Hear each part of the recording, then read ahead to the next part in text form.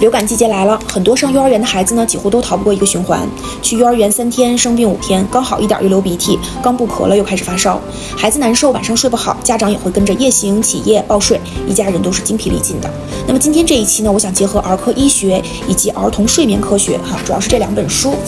来和大家聊一聊，当孩子感冒、流鼻涕、咳嗽的时候，应该如何尽量减少睡眠倒退。我会从2方面开始讲。第一个呢，就是如何减少咳嗽对睡眠的干扰。第二个呢，我也会讲到什么时候应该及时的寻求医疗的帮助，让宝宝睡好是我的使命。大家好，我是婴幼儿睡眠咨询师温迪，我已经帮助了将近3000个家庭的宝宝能够睡好。但是我发现呀，很多时候当孩子生病的时候，睡眠倒退还是不能够避免的。首先我们要知道呢，很多家长会觉得说，孩子一直咳嗽是不是肺出了问题？实际上，大部分感冒后的夜间咳嗽呢，影响睡眠的原因并不是肺部的感染，而是由于鼻后滴流，也就是当鼻涕倒流到咽喉的时候会出现的一些咳嗽和不舒服，比如说喉咙干燥受到刺激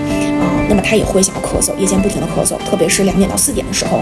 但是如果只是因为这种症状上的不适呢，那么其实他白天咳得不明显，只是一躺下就会开始咳嗽这种情况，所以这个就不是肺的问题那么作为家长，我们可以做什么来帮助孩子能够继续睡好呢？我总结了一下，一共有5步，我们来记清楚。第一步呢，就是睡前彻底的处理鼻腔。对婴幼儿来说呢，睡前可以使用生理盐水来喷鼻子，也可以配合着吸鼻器来清理。很多宝宝呢很不喜欢吸鼻子，可以在宝宝泡热水澡的时候，用生理盐水直接喷进鼻腔里，然后把鼻涕给从这边冲出来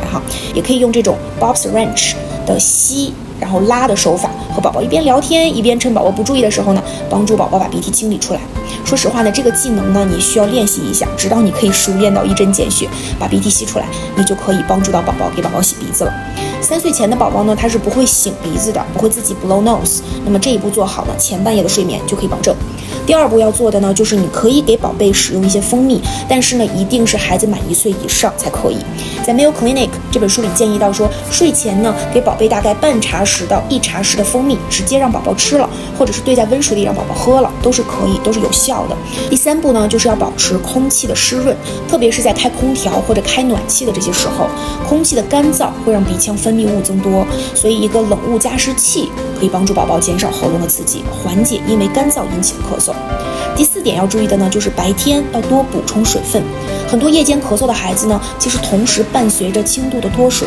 充足的水分可以帮助宝宝稀释分泌物，降低痰液的粘稠度，促进身体的恢复。第5点也是最容易被忽略的一点，就是生病期间呢，要睡饱。睡饱比睡的规律更重要。很多家长担心他生病了，我抱得很多，会不会引起宝贝以后就抱着才能睡会不会养成接觉的这种坏习惯？会不会提前入夜了就影响了作息？其实实际上，当身体正在和病毒作战的时候，睡眠本身就是恢复的一个部分。所以在生病期间呢，我通常建议就是可以提前入夜，允许接觉，允许夜间给予更多的安抚，先优先保证睡眠的量。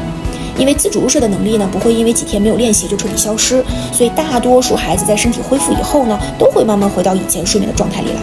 最后也要提醒大家，就是我讲到的第2点，如果宝贝比如说出现了呼吸明显费力，有一些喘鸣，就是那种 hoarse cough或者是持续的高烧，或者是精神状态变差，或者是咳嗽持续好几周都没有改善，那么就一定要联系一下儿医进行一次评估。